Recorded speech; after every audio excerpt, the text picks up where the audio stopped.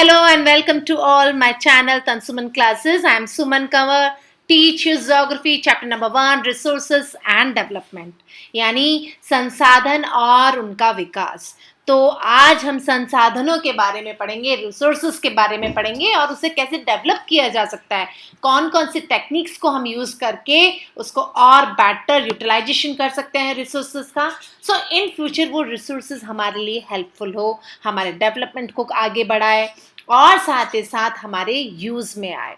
तो यूटिलाइजेशन किस तरीके से हो और बेटर यूटिलाइजेशन के लिए कौन कौन सी टेक्निक्स को हमें यूज़ करना है ताकि उन रिसोर्सेज को हम फ्यूचर जनरेशन को भी गिफ्ट कर पाएँ और मदर अर्थ को भी हेल्प कर पाएँ, ताकि उसको ज़्यादा उसका शोषण ना करें।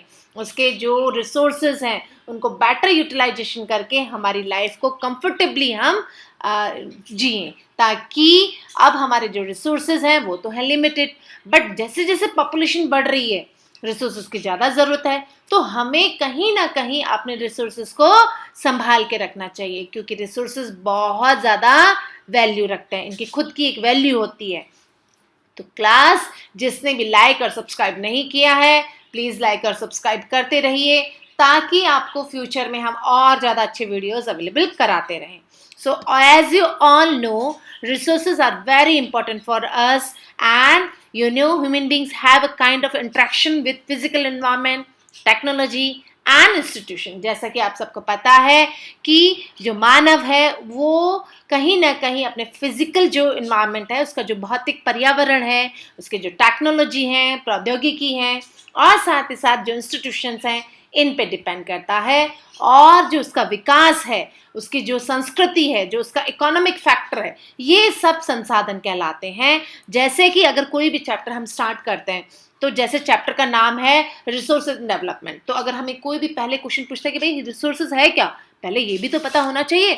तो we work many kinds of resources and we know that the resources are substance, living beings or service that are utilities said to be a resources, and sources have some value. The value can be associated with money or just mental satisfaction, यानी कि जिसकी खुद की value होती है और जो मानव के दिमाग को सेटिस्फाइड कर सके, जो उसके सेटिस्फेक्शन को पूरा कर सके। फॉर एग्जाम्पल रिसोर्सेज जैसे कि किताबें हैं, कपड़े हैं और स्टेशनरी हैं, all are material but including resources, and the economic value of a resources may change with time to time, और जो इनकी वैल्यू है वो टाइम टू टाइम चेंज होती रहती है। So welcome to all in my channel Tansuman Classes, and don't forget to like and subscribe my channel. So let's start the topic resources. Everybody available in our environment which can be used and satisfy our need, provided it is technologically accessible, economically flexible and culturally accepted, can be termed as resources। यानी कि हमारी जो technology है, हमारी satisfied है, हमारी जो need है उसको पूरी कर दे, वही रिसोर्सेस कहलाते हैं। तो जैसा कि आपको एक फिगर नंबर 1.1 दे रखा है, interdependent relationship between the nature, technology and institution. किस तरीके से human beings have a kind of interaction, यानी ह्यूमन बींग्स का इन तीनों के ऊपर निर्धारित रहता है, अंतर संबंधित होता है, इंटर रिलेशनशिप होता है इसके बीच में। कि first one is physical environment जो कि नेचर है, टेक्नोलॉजी जो प्रौद्योगिकी है कि हम कैसे टेक्नोलॉजी यूज़ करते हैं, एंड इंस्टीट्यूशंस यानी जो कि संस्थाएं हैं। So in this the process of the transformation of things available in our environment involved in an interactive relationship between nature, technology, institution. Human beings interact with the nature through technology and create institutions as establish their economic development. Do you think that the resources are free gift for nature as assumed by many? जैसे कि हम बहुत पहले ही पढ़ चुके हैं कि जो मदर अर्थ है उन्होंने हमें रिसोर्सेज, जो सोर्सेज हैं वो हमें गिफ्ट दिए हैं, और इनके इकोनॉमिक डेवलपमेंट के लिए हमें बहुत सारी टेक्निक्स यूज़ करनी पड़ेगी। इंस्टीट्यूशंस हमने बनाए हैं ताकि हम इसको बेटर यूटिलाइज कर सकें, और साथ ही साथ अगर हमें रिसोर्सेज यूज़ करने हैं जो मदर अर्थ ने जो हमें गिफ्ट दिए हैं, तो हमें कहीं ना कहीं उनका बेटर यूटिलाइजेशन करना पड़ेगा, as they are not resources are function of a human activities. Human beings themselves initial component of resources, जो कि मानव खुद, ह्यूमन बींग जो है वो खुद भी एक रिसोर्स है। और अगर ये इन चीज़ों का बेटर यूटिलाइजेशन करके और अच्छे से अच्छे रिसोर्सेज को कंपाउंड करता है, अच्छे से अच्छे रिसोर्सेज को बनाता है, तो ये हमारे लिए एक बहुत फ़ायदे वाली बात होगी। And they transform material available in environment into resources and use them. और वो बेटर टेक्नोलॉजी यूज़ करता है, अपने माइंड को अच्छे से यूज़ करता है, और with the help of brain and technology वो अवेलेबल जो भी मटेरियल अवेलेबल है उसका बेटर ट्रांसफॉर्मेशन करके उसको अपने काम के योग्य बनाता है। So the resources can be classified on the following veg. और जो रिसोर्सेज हैं हमारे पास में, जो भी उसको बेटर यूटिलाइजेशन कैसे किया जा सकता है, उसको क्लासिफिकेशन कैसे किया जा सकता है। तो रिसोर्सेज जो हैं वो हम पढ़ते हैं अगर, तो रिसोर्सेज को हम अपने तौर पे नेचुरल जो रिसोर्सेज हैं और साथ ही साथ उनका जो किस तरीके से क्लासिफिकेशन कर सकते हैं हम, तो on the basis of origin. अब आप देखिए on the basis of origin जो है कि किस तरीके से हमने उनको उनकी उत्पत्ति के आधार पर, ओरिजिन यानी जहाँ उनकी उत्पत्ति हुई है, जहाँ से वो निकले हैं, तो बायोटिक और अबायोटिक यानी जैव और अजैव। यानी जैव बायोटिक यह है कि the biotic sources is a living source, जैसा कि नाम से आपको पता चल रहा है कि बायोटिक यानी जो कि लिविंग थिंग्स में आएगा।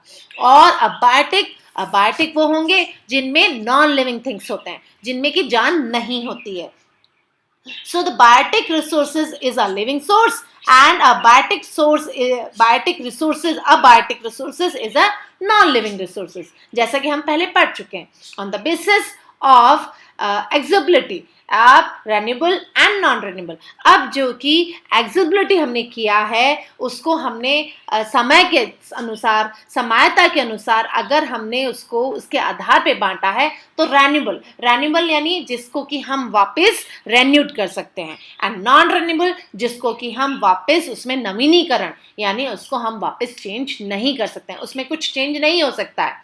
On the basis of ownership, on the basis of ownership, the first one is individual। अब individual क्या है? जैसे कि individual होता है, हमने क्लास 6, 7, 8 में भी हमने पढ़ा है कि इंडिविजुअल ऑनरशिप वो होती है जिसमें कि खुद का मालिकाना हक होता है, जिन संसाधनों पर खुद का व्यक्तिगत रूप से जिसका मालिकाना हक होता है।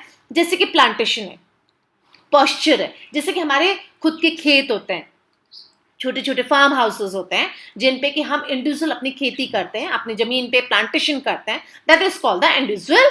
एंड सेकंड इज कम्युनिटी जिसमें होता है, जिसमें समुदाय, जिसमें एक वर्ग विशेष गांव का जिसमें अधिकार हो, एक कम्युनिटी का अधिकार हो, जिसमें कि ग्रेजिंग ग्राउंड जो कि गाय पशु चारे के लिए उनको जमीन को छोड़ा जाता है, और village pond, for example village pond सबके लिए होता है, किसी एक पर्टिकुलर इंडिविजुअल का नहीं होता है। Third one is national is जैसे कि नेशनल ऑनरशिप है। अब नेशनल ऑनरशिप में हम क्या करेंगे कि राष्ट्र के आधार पे, अब राष्ट्र के आधार पे हम क्या करेंगे, रोड है, कैनाल है, रेलवे लाइंस है, ये सारी क्या आएगी, नेशनल ऑनरशिप के अंदर इंक्लूड होंगी। एंड इंटरनेशनल में ईज जो है वो इंक्लूड होगा। सो ईज जैसे कि अगर हम भारत की लोकेशन देखें तो समुद्र के किनारे कोई भी व्यापार कर सकता है ना, तो उसको इंटरनेशनल ओनरशिप के अनुसार उसके अंदर उसको सम्मिलित किया जाएगा।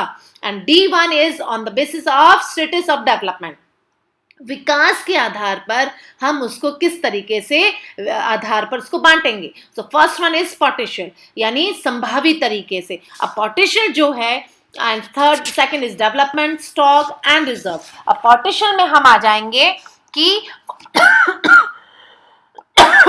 Sorry, potential found by the utilization Rajasthan and Gujarat. For example अगर पोटेंशियल में हम आते हैं कि राजस्थान और गुजरात जो है उसके पास में बहुत सारे विंड और सोलर जो एनर्जी है वो बहुत सारी है, लेकिन विंड और सोलर एनर्जी का नॉट यूटिलाइजेशन, अब वो पूरा यूटिलाइजेशन नहीं कर पा रहा है, इस ऑप्टिमम लेवल पे है वो आज के टाइम में, कि उसको जानकारी तो है बट वो उसका बेटर यूटिलाइजेशन कैसे नहीं कर पा रहा है। Third second is develop. अब डेवलप टेक्नोलॉजी में आएगा कि टेक्नोलॉजी डेवलप्ड है, फ्लेक्सिबिलिटी है उसके अंदर, and that means we know, यानी डेवलप उसको किया जा सकता है, जिसके बारे में हम जानकारी रखते हैं, जिसके बारे में हमें पता है.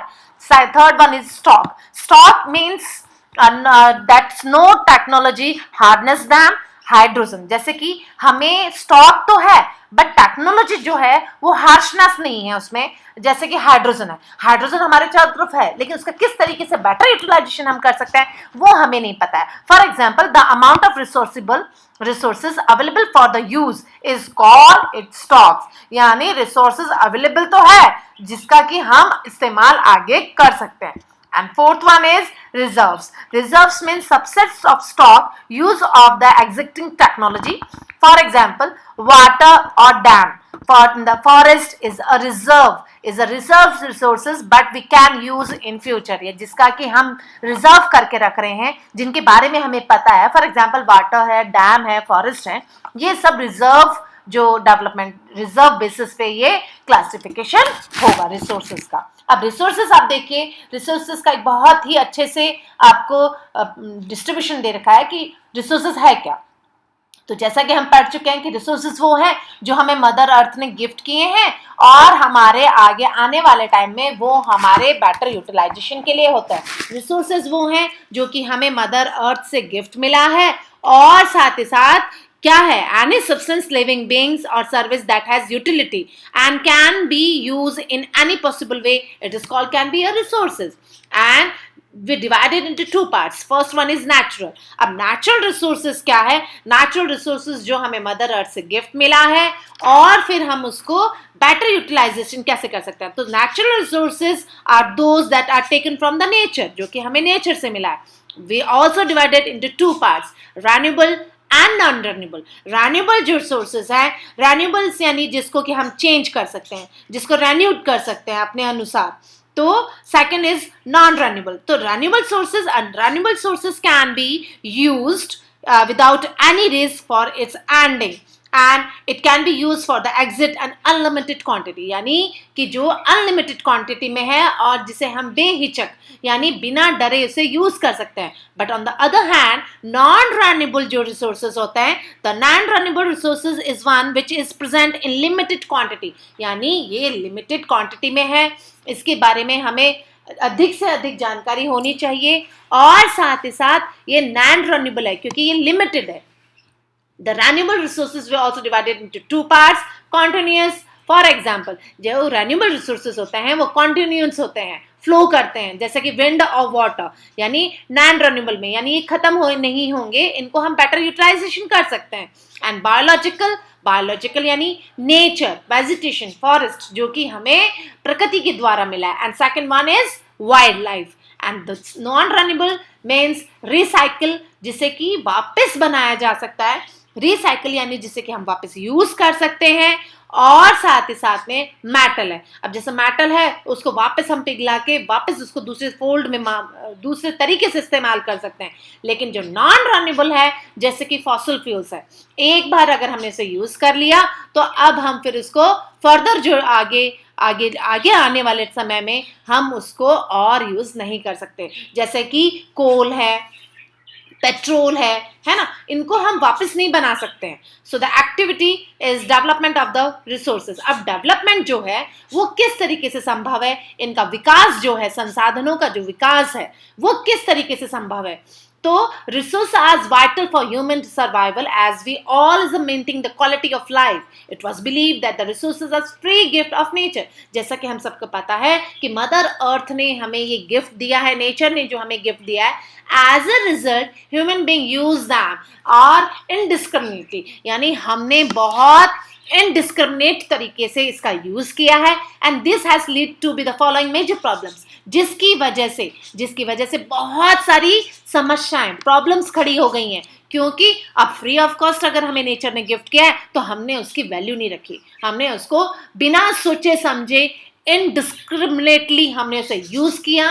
और साथ ही साथ the first is depletion of resources for satisfying the greed of a few individual. यानी कुछ व्यक्तियों के लालच वंश क्या हो गया, जो हमारे संसाधन है वो खत्म होने के लिए वो इंडिविजुअल कुछ खास व्यक्ति और लालच वंश हम लोगों ने इसका यूज करना शुरू कर दिया. accumulations of the resources as few hands, which is turned divided the society into two segments, example haves and haves not, or rich or poor. जैसा कि समाज में कुछ ही लोगों के हाथ में ये आ गए संसाधन जो कि समाज को दो हिस्सों में बांट देते हैं, जैसे कि संसाधन और संसाधनहीन। कुछ के पास में ये बहुत ज्यादा है और कुछ के पास में ये है ही नहीं, कुछ अमीर बन गए और कुछ गरीब ही रह गए। And the third one is indiscriminate exploitation of the resources had led to be the global ecological crisis such as global warming and ozone layer depletion, environmental pollution and land degradation। और land digression हुआ है, संसाधनों के जो संकट पैदा हुआ है, जैसे कि जो ग्लोबल वार्मिंग है, ओजोन लेयर जो है डिप्लीटेशन हुआ है, भूमंडलीय ताप बढ़ गया है, इसमें हमारा जो टेम्परेचर है वो बहुत ज़्यादा हो गया है ओजोन लेयर डिप्लीटेशन में। एनवायरमेंटल पॉल्यूशन हो गया है, यानी जो कि पर्यावरण प्रदूषण है वो बहुत ज़्यादा बढ़ गया है। एंड लैंड डिग्रेशन, भूमि निम्नीकरण हो गया है, यानी लैंड का डिग्रेशन हो गया है। साथ ही साथ में अब आप ये देखिए कि N equitable distribution of resources has become initial for the sustained quality of life and global peace। यानी कि अब हमें जो मानव जीवन है उसको शांति से बनाए रखने के लिए समाज में इन संसाधनों का बंटवारा होना बहुत ज़्यादा ज़रूरी है। If the present trend of the resources depletion for the few individual or countries continues, the further of our planet is in danger। यानी कि देश में जो लोग हैं, व्यक्तियों के द्वारा इन संसाधनों का अगर इसी तरीके से डिप्लीटेशन होता रहा, इसी तरीके से अगर इसका दोहन होता रहा, तो हमारी पृथ्वी का भविष्य आगे आने वाले टाइम में बहुत ज्यादा खतरे में है और साथ ही साथ में हमें इसको रोकने की बहुत ज्यादा जरूरत है। So therefore resources planning is initial for the sustainable existence of all form of life and sustainable existence of the component of the sustainable development। और इसलिए हमें जीवन के अस्तित्व को बनाने के लिए जो हमारी जिंदगी है इसको अच्छे से उपयोगी बनाने के लिए सरकार के द्वारा और हमारे द्वारा कुछ ऐसी योजनाएं बनानी चाहिए जिससे कि अब हम इसका एक विकास अच्छे से कर सकें। और ये सस्टेनेबल डेवलपमेंट जो है वो किस तरीके से कर सकते हैं, आप ये देखिए कि अगर sustainable development, economic development means development should take place without damaging the environment, and development in the present should be compromised with the needs of the future generation।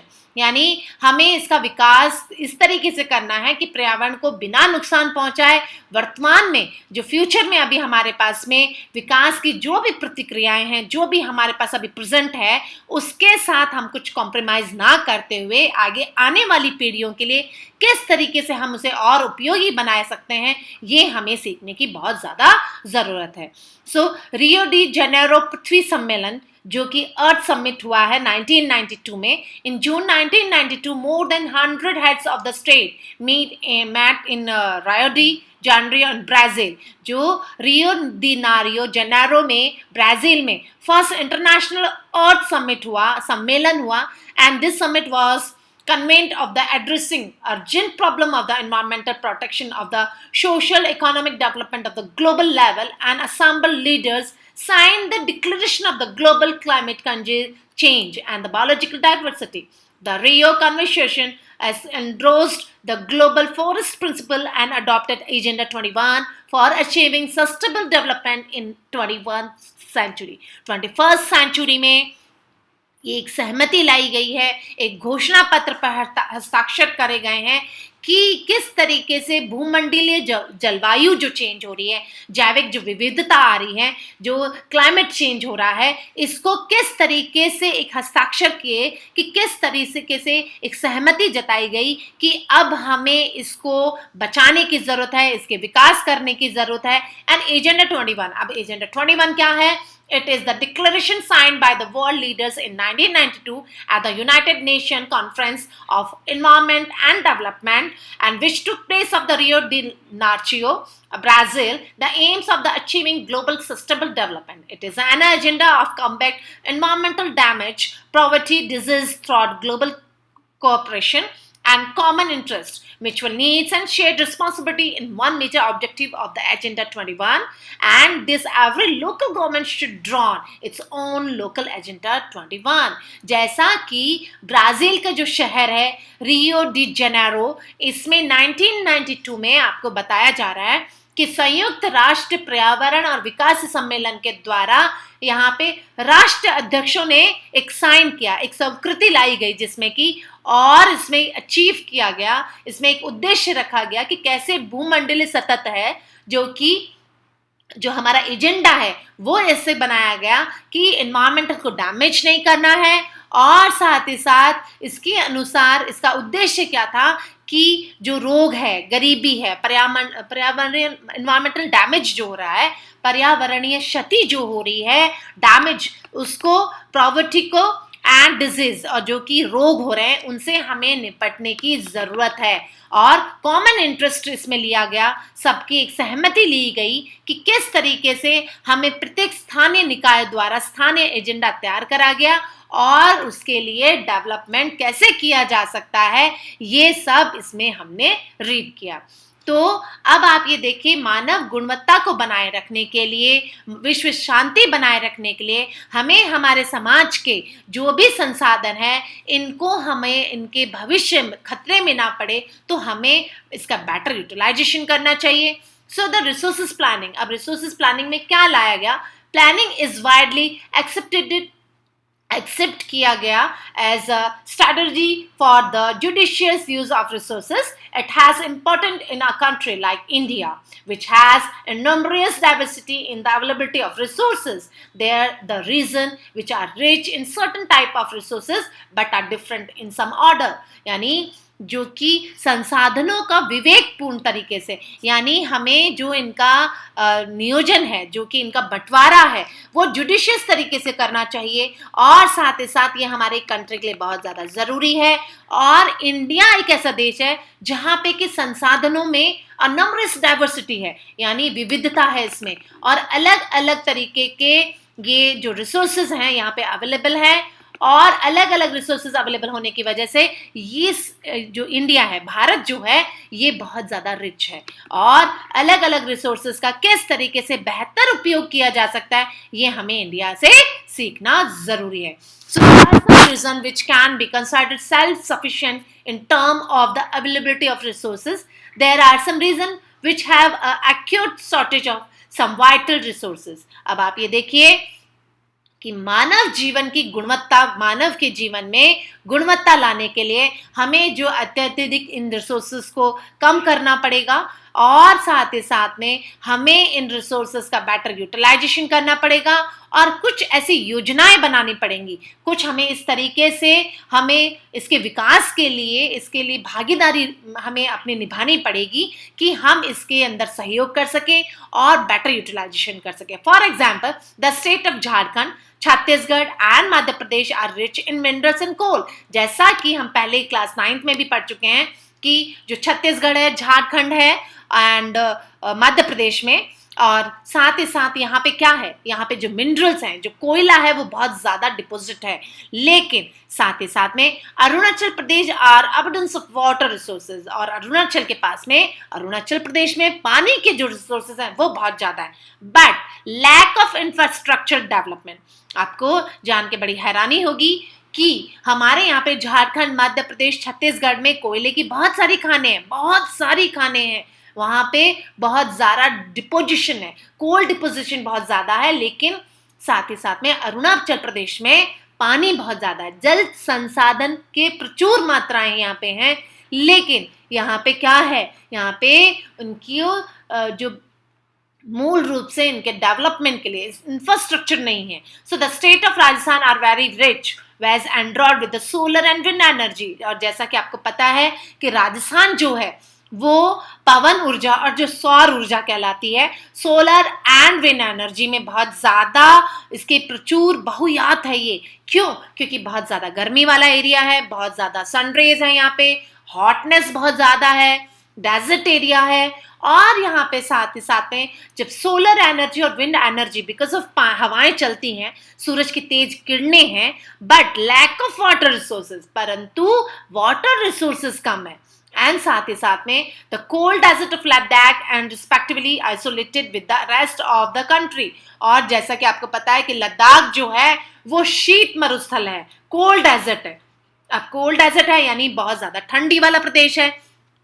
इसमें क्या है कि लद्दाख में भी एक तरीके से कोल्ड डेजर्ट है, शीत मरुस्थल है, लेकिन यहाँ पे भी अन्य भागों से एकदम अलग थलग पड़ा है। ये from the rest of the country ये एकदम आइसोलेटेड है। So it has a very rich cultural heritage, but it is a deficient in water, infrastructure and some vital minerals. This called be the balanced source planning of the national, state, regional and local level. यानी कि हमें इनके अच्छे से विकास हो सके। सांस्कृतिक विकास का बहुत धनी है हमारा देश, लेकिन हमें अब यहाँ के राष्ट्रीय, नेशनल, स्टेट, प्रांतीय, रीजनल का जो स्थानीय जो हैं, जो लोकल लेवल्स हैं, इनका हमें बहुत ज़्यादा डेवलप करना ज़रूरी है। इनका नियोजन करना हमारे लिए बहुत ज़्यादा ज़रूरी है।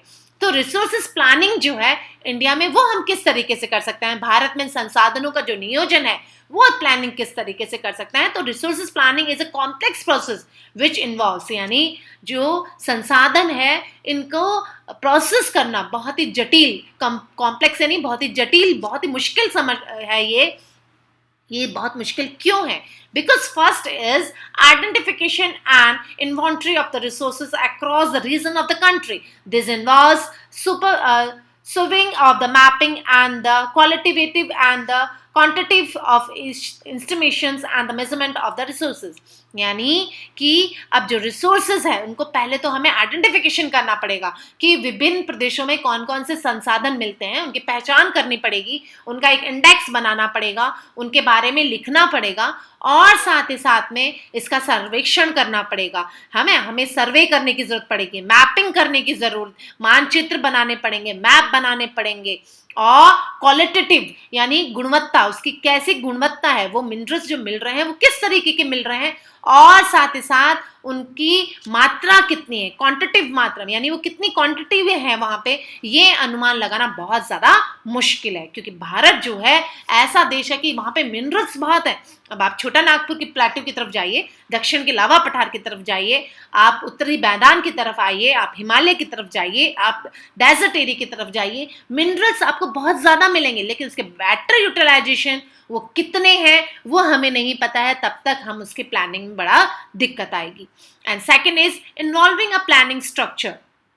अब जो संसाधन है उसको कैसे प्लानिंग करा जाए, जो स्ट्रक्चर, उसकी योजनाएं लागू करने के लिए एंडाउंड विद द अप्रोप्रिएट टेक्नोलॉजी, यानी हमें उसकी एक प्रौद्योगिकी, एक टेक्नोलॉजी हमें यूज करनी पड़ेगी। Skill and institutional setup of the implementing resources and development plans, और साथ ही साथ में अब हमें कौशल, यानी टेक्नोलॉजी तो चाहिए ही चाहिए, लेकिन साथ में स्किल वो भी जरूरत है कि और रिसोर्सेज को कैसे डेवलप किया जा सकता है, उसके लिए प्लान कैसे बनाए जा सकते हैं। इन सब चीज को भी इम्प्लीमेंटेशन करने के लिए हमें गवर्नमेंट के और हमें डेवलपमेंट प्लान्स बनाने पड़ेंगे।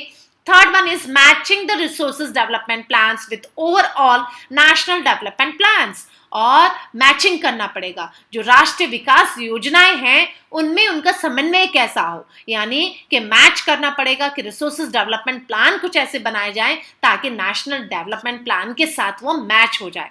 India made contract efforts for the achieving and goals of the resources planning right from the first 5-year plan launched after independence। और जैसा कि आपको पता है कि जैसे ही हमें इंडिपेंडेंस मिला, हमें आज़ादी स्वाधीनता के बाद भारत ने अपने 5 वर्षीय योजनाएं, जो 5-year प्लान होता है, जो कि फर्स्ट 5-year प्लान जो था गवर्नमेंट का, उसमें लॉन्च किया था क्या, the availability of the resources necessary condition for the development of any region. किसी भी देश के, किसी भी प्रांत के डेवलप करने को, उसको विकास करने के लिए हमें वहाँ के रिसोर्सेज का बेटर यूटिलाइजेशन करना जरूरी है।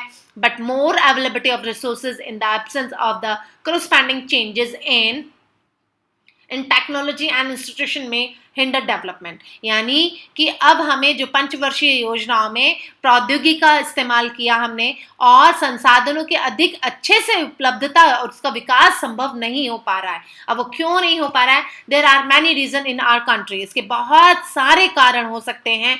दे are rich is sources but these are include in the economically backward region, यानी कि हमारे पास रिसोर्सेस तो बहुत हैं, हमारे पास मिनरल्स बहुत हैं, लेकिन हम कहीं ना कहीं there are many region in our country that are rich in sources but these are included as economical backward region। ये इकोनॉमिकल आर्थिक रूप से ये पिछड़े हुए प्रदेश हैं की गिनती में ये आते हैं। और in our country there are some region which have a poor resources but they are economical developed. लेकिन इसके विपरीत अगर ऐसे प्रदेश भी देखे जा सकते हैं जहां पे संसाधनों की कमी है, पुअर रिसोर्सेज है, बट उनका इकोनॉमिकली डेवलपमेंट बहुत ज्यादा है।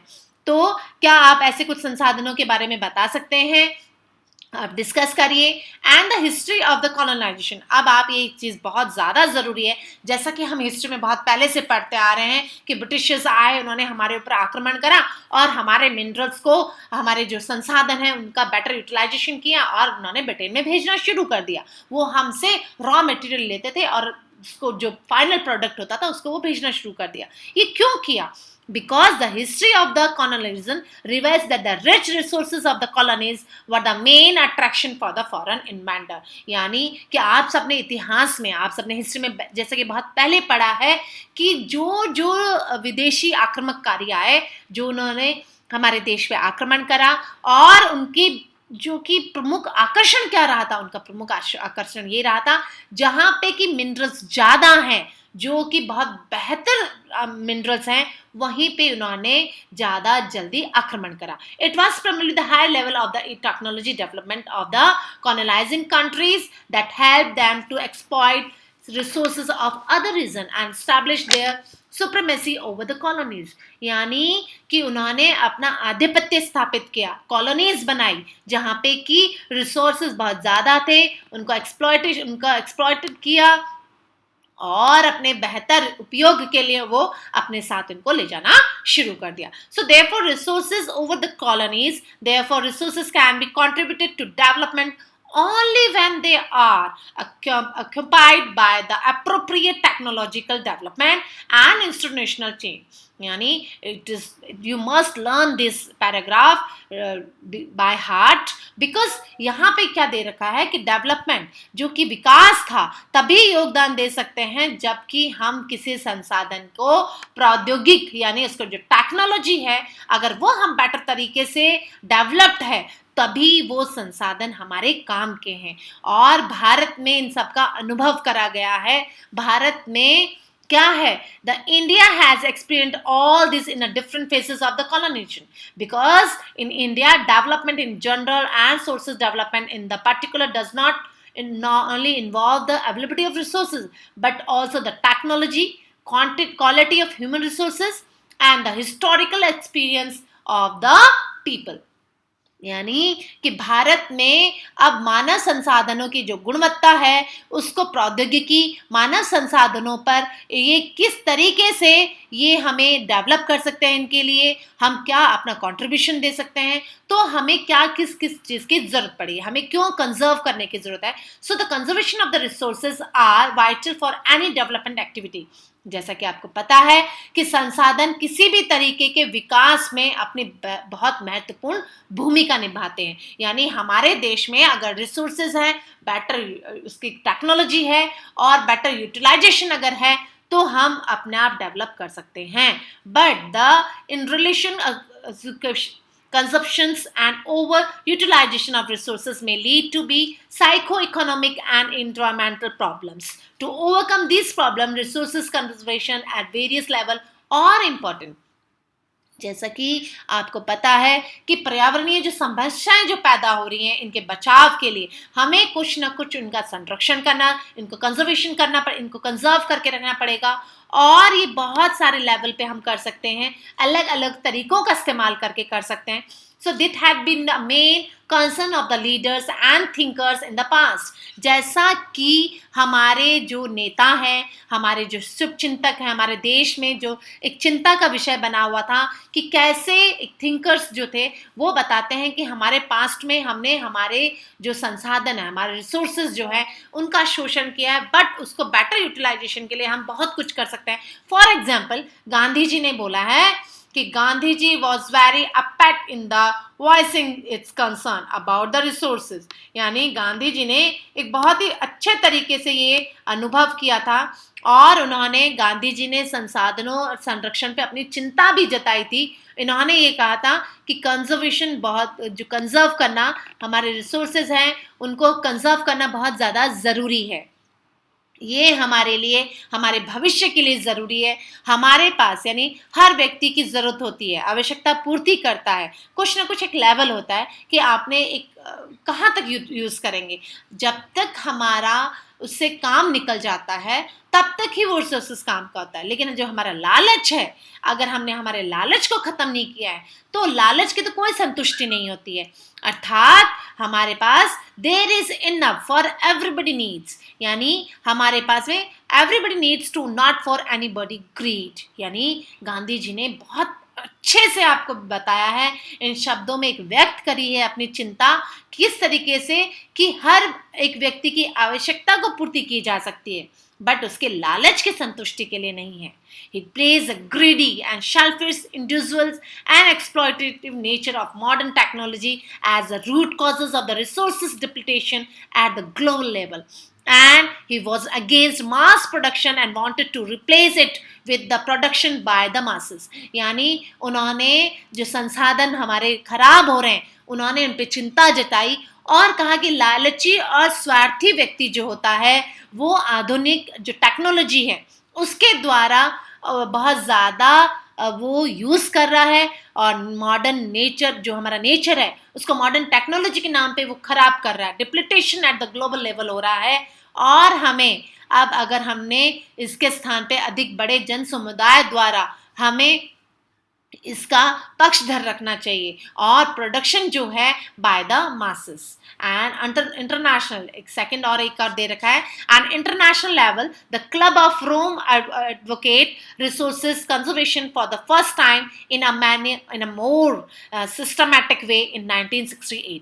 अंतर्राष्ट्रीय लेवल पर व्यवस्थित तरीके से संसाधनों की वकालत करते हुए क्लब ऑफ रोम ने ये कहा है इन 1968 में. और जो शुमेमार हैं इन्होंने अपनी बुक जो है उसमें स्मॉल इज ब्यूटीफुल, इन्होंने स्मॉल इज ब्यूटीफुल के नाम पे in 1774 as Gandhian philosophy one was again presented by the small is beautiful. यानी इन्होंने एक किताब में लिखा है गांधी जी के दर्शन के एक बार फिर से पुनरावृत्ति होती है कि कैसे the seminal contribution with the respect of the sources conservation at the global level was made by the Bertrand Commission report in 1987. 1987 में ब्रुंडलैट जो आयोग है उसकी कमीशन जो है उसके द्वारा वैश्विक स्तर पर संसाधनों के योगदान कैसे होता है, संसाधनों का कैसे योग होता है, कैसे उनका कंट्रीब्यूशन होता है,